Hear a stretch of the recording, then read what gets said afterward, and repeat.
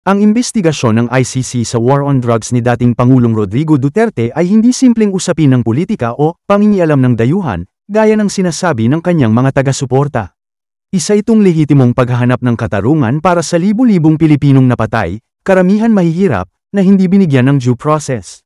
Ang argumento na sovereign country tayo, huwag tayong pakialaman ay walang saysay kapag ang mismong sistema ng hustisya sa loob ng bansa ay hindi epektibong nakapagbibigay ng pananagutan sa mga namuno ng kampanyang iyon.